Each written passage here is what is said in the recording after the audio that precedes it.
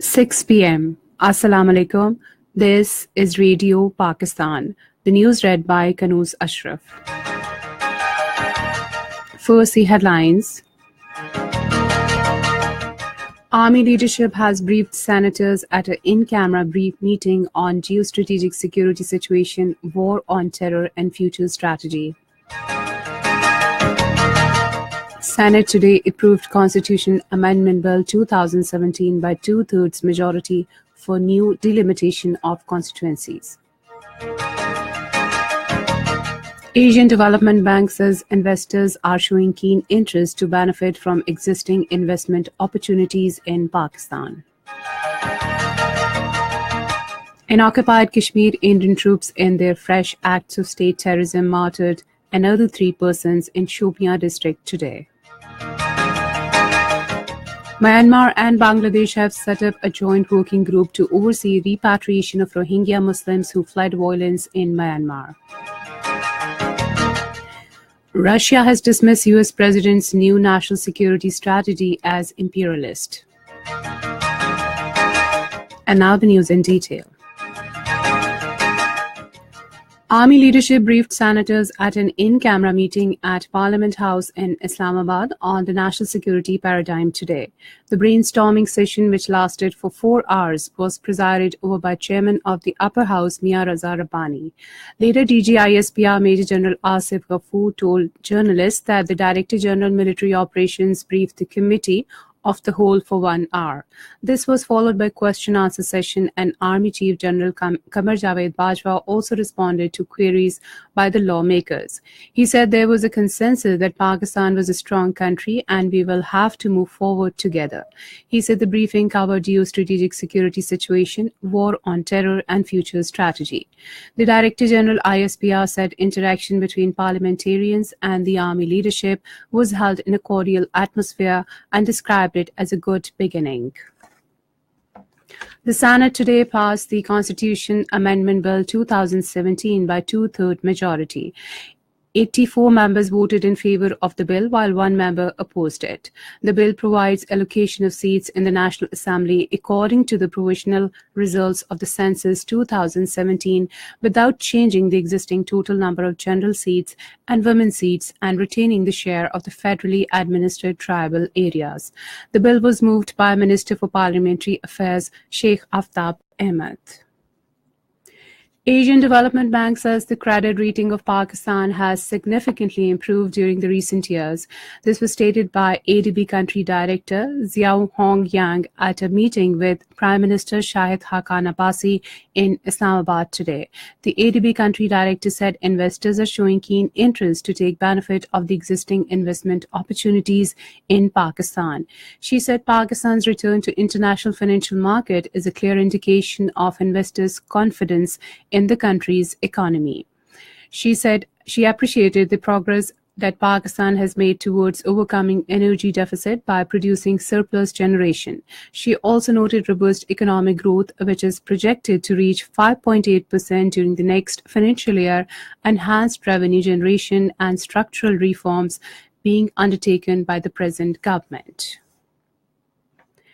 A delegation of Pakistan Poultry Association called on Prime Minister Shahid Haqqan Abbasi in Islamabad today. The delegation apprised the Prime Minister about the contribution of the poultry sector, its increasing growth trajectory, and the export potential, especially in the Muslim countries and the Middle East. Minister for Planning S.N. Iqbal says Pakistan believes in the vision of regional connectivity for shared prosperity. Addressing a conference on Pakistan, China, Iran, a trident of regional connectivity in Islamabad today, he said Pakistan's Vision 2025 has 7 pillars and one of them is regional connectivity. The minister said Pakistan is at the intersection of South Asia, China, and Central and West Asia and can connect 3 billion people in one big economic zone.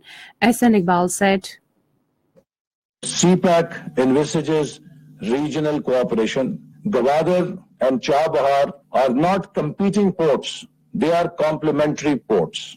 And we look forward to developing strong cooperation between Pakistan and Iran so that we can harness the opportunities that will develop due to development of new infrastructure through CPEC in the region. Governor Khyber Pakhtunkhwa Iqbal Zafar Jhagra says minorities are playing an important role in development of the country. Addressing a function in Peshawar today, he lauded the services of minorities in health and education sectors. He also condemned the recent terrorist attack on church in Quetta, and 1 minute silence was observed for the victims. On the occasion, Bishop of Peshawar Humphrey Sarfaraz Peters prayed for unity, fraternity, strength and well-being of the nation. He said the minorities are enjoying complete freedom in the country. Representatives of Sikh, Hindu and Christians community attended the function. This is Radio Pakistan. 3-day Speakers Conference will begin in Islamabad on Saturday. The conference, being hosted by National Assembly Secretariat, focuses on parliamentary cooperation for peace, connectivity and prosperity in the region. Speakers of the parliaments of Afghanistan, China, Iran, Russian Federation and Turkey are expected to participate along with their respective parliamentary delegations.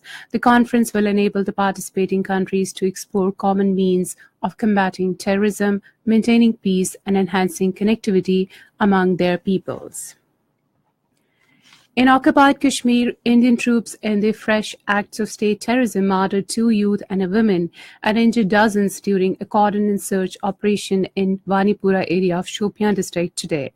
According to Kashmir Media Service, the bodies of the youth were recovered from the debris of 3 residential houses blasted by the troops in the area. The killings triggered anti-India demonstrations in different areas of Shopian. The troops fired bullets, pellets and tear gas shells on the protesters, resulting in the killing of a woman and injuring of several people.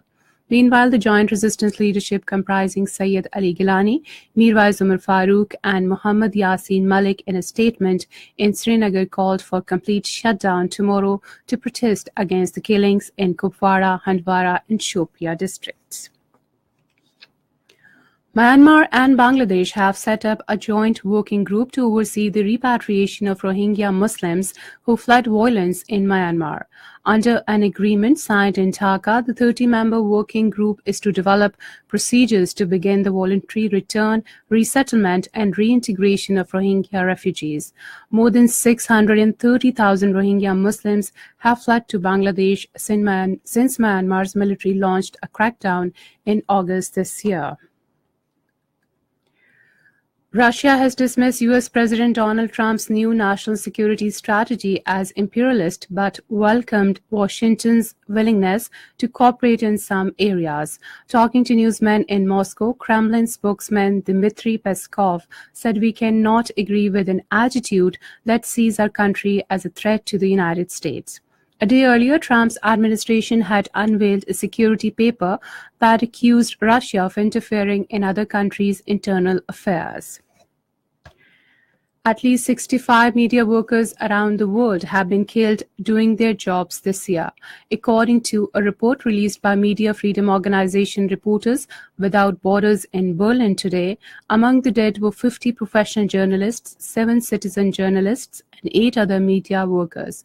Syria, Mexico, Afghanistan, Iraq, and the Philippines have been declared 5 most dangerous countries for the journalists. Japan and South Korea have urged China to do more to get North Korea to end its nuclear and missile programs. Talking to newsmen in Tokyo today, Japanese Foreign Minister Taro Kono, along with his South Korean counterpart Kang Kyung-woo in Tokyo, said China was implementing Security Council resolutions on North Korea, but said it could do more on Pyongyang. And finally, the weather report. Mainly cold and dry weather is expected in most parts of the country during the next 24 hours. However, rain, thunderstorm with snowfall over the hills is expected at scattered places in Malak and Hazara divisions, Kashmir, Gilgit-Baltistan, while at isolated places in Makran, Kalat, Quetta, Larkana, Sakkar, Rawalpindi divisions and Islamabad. And that is the end of the news. For more news and analysis, log on to our website radio.gov.pk and also watch our live video streaming on the link facebook.com Radio Pakistan News Official.